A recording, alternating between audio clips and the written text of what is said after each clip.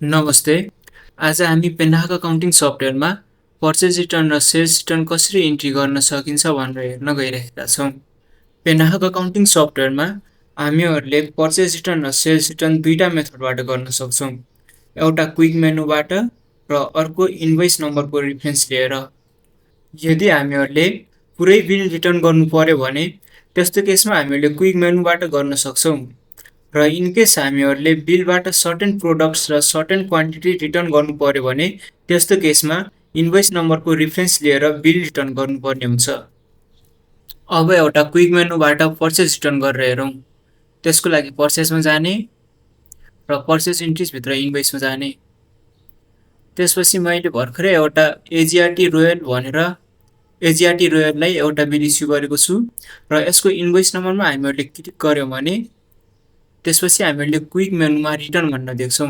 यो रिटर्नमा हामीहरूले क्लिक गरेपछि हामीहरूलाई भेरिफिकेसनको लागि इन्टर 1 प्रोसिड भनेको छ र हामीहरूले 1 इन्टर गरेपछि यस गर्यो भने हाम्रो बिल सक्सेसफुली रिटर्न हुन्छ। यसरी हामीले क्विक मेनुबाट रिटर्न गर्न सक्छौँ।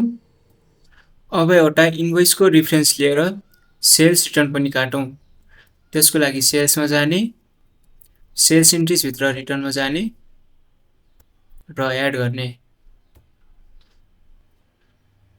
त्यसपछि हामीले रिफरेन्स इन्भोइस नम्बरको यो सर्च आइकनमा क्लिक गरेपछि हाम्रो सबै इन्भोइसेसहरू यता देख्न सक्छौँ र हामीले फिल्टरमा गएर भर्खरै क्रिएट गरेको 186 नम्बरको भाउचर सर्च गर्छौँ र यो वाला भाउचर हामीले देख्न सक्छौँ र यसमा हामीले डबल क्लिक गर्यो भने त्यसको बेसिसमा हामीले यहाँ एडिट र डिलिट गर्न सक्छौँ।